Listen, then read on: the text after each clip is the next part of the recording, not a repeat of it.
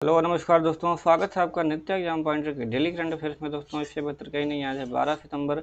आज हम लोग 12 सितंबर के महत्वपूर्ण करंट अफेयर पर चर्चा करेंगे दोस्तों। तो अगर अभी तक हमारे चैनल को सब्सक्राइब नहीं किया, सब्सक्राइब कर लीजिए, साथ ही बेल आइकन को जरूर प्रेस कर दीजिए दोस्तों। पीडीएफ डाउनलोड करने के लिए टेलीग्राम चैनल को जो है ज्वाइन कर लीजिए। यहाँ पर डेली का पीडीएफ जो है अपलोड कर दिया जाता है। ये कुछ हमारे डेली जो है इस समय क्लासेज चल रहे हैं दोस्तों, इसको आप ज्वाइन कर सकते हैं। ठीक है, चलिए आइए हम लोग स्टार्ट करते हैं। क्वेश्चन नंबर 1 जो है कि बॉलीवुड के किस जाने माने एक्टर को नेशनल स्कूल ऑफ ड्रामा का प्रमुख नियुक्त किया गया है। ठीक है, किसके नेशनल स्कूल ऑफ ड्रामा का प्रमुख नियुक्त किया गया है, तो वह है दोस्तों परेश रावल। ठीक है, परेश रावल को नियुक्त किया गया है। ठीक है, तो इसको बोलते हैं हम लोग NSD, यानी कि नेशनल स्कूल ऑफ ड्रामा का प्रमुख जो है किससे नियुक्त किया गया है, परेश रावल को किया गया है।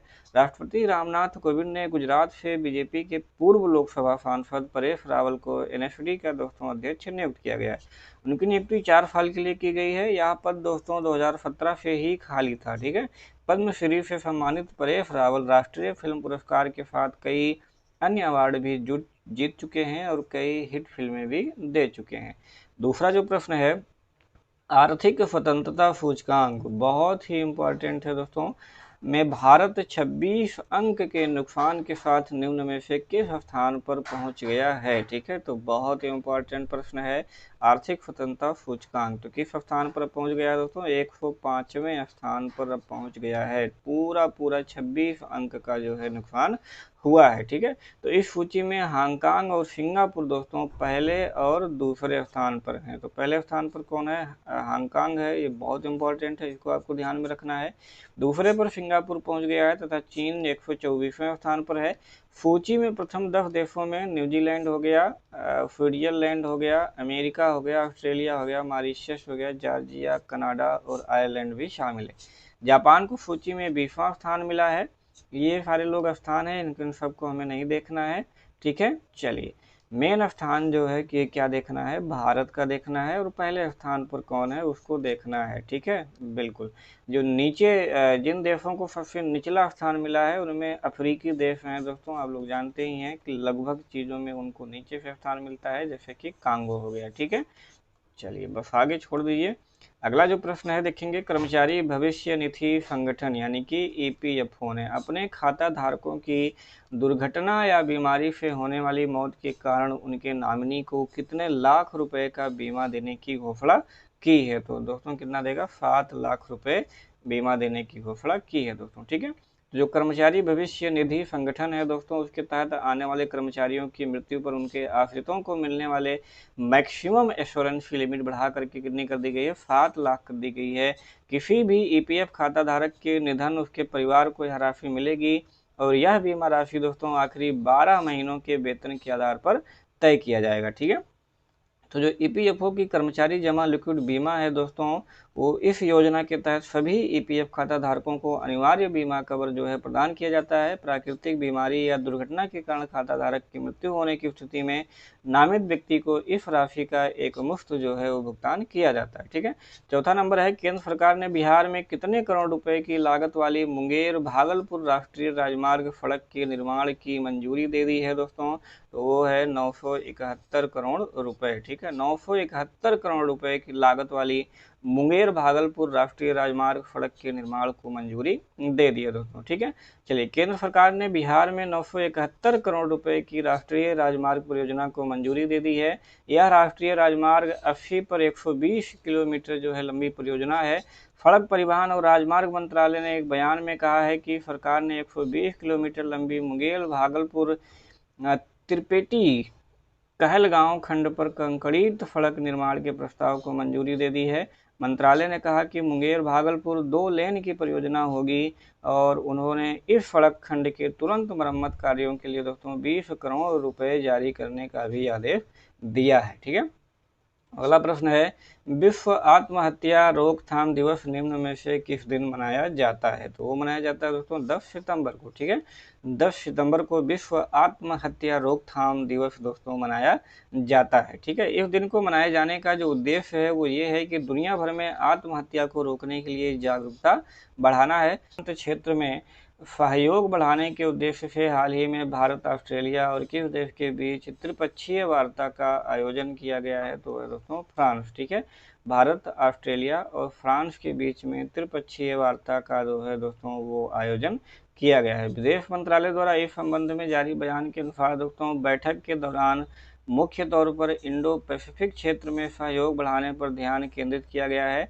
बैठक में तीनों पक्षों ने कोरोना वायरस महामारी के संदर्भ में उभरती चुनौतियों पर भी चर्चा की है, जिसमें हिंद महासागर के देशों पर महामारी का वित्तीय प्रभाव भी शामिल है। तो इंडो पैसिफिक क्षेत्र में फ्रांस और ऑस्ट्रेलिया भारत के दोस्तों प्रमुख भागीदार हैं। अगला जो प्रश्न है, बॉलीवुड के किस प्रसिद्ध अभिनेत्री को महाराष्ट्र के सत्तारूढ़ दल के राजनेताओं के साथ विवाद के मद्देनजर गृह मंत्रालय द्वारा Y+ श्रेणी की सुरक्षा दी गई है? तो वो है दोस्तों कंगना रनौत। ठीक है, कंगना रनौत को Y श्रेणी की सुरक्षा मिली है। इस प्रकार की सुरक्षा को औपचारिक तौर पर VIP सुरक्षा भी कहा जाता है। नियमों के अनुसार जो Y+ सुरक्षा श्रेणी है, इसके तहत 11 सुरक्षाकर्मी तैनात किए जाते हैं, जिसमें 2 कमांडो भी होते हैं।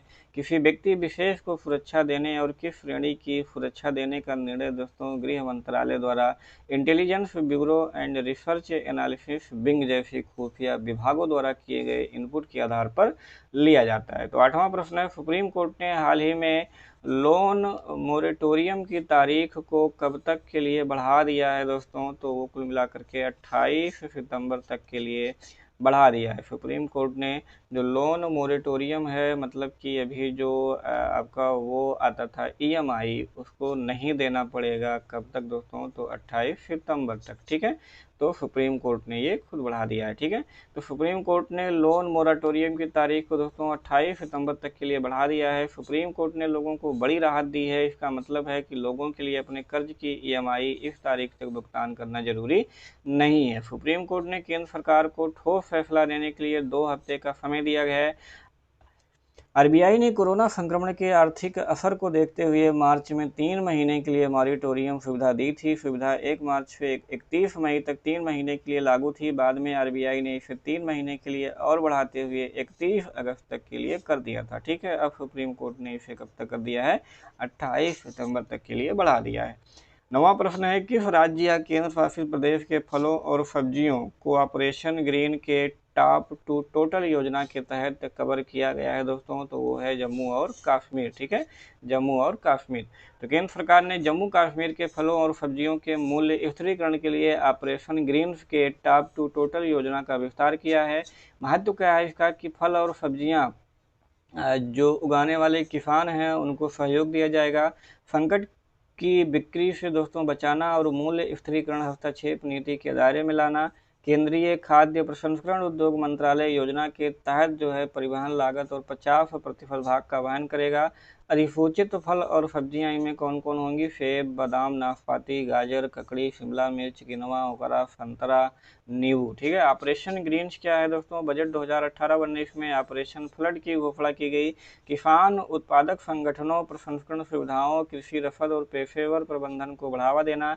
इसमें 500 करोड़ रुपए का दोस्तों निवेश है। ठीक है, चलिए जम्मू कश्मीर थोड़ा सा देखते हैं दोस्तों। तो जम्मू कश्मीर की जो कुछ बहुउद्देशीय परियोजनाएं हैं, तुलबुल है, उरी है, सलाल है, दुल्हस्ती है और किशन गंगा है। ठीक है, तो तुलबुल, उरी दोस्तों ये बहुत फेमस है, इनको ध्यान में रखना है। राष्ट्रीय उद्यान दोस्तों दचिगम बहुत फेमस है, नंबर 1 का। और सिटी फॉरेस्ट जिसे कि सलीम अली बोलते हैं, ये भी काफ़ी इंपॉर्टेंट है।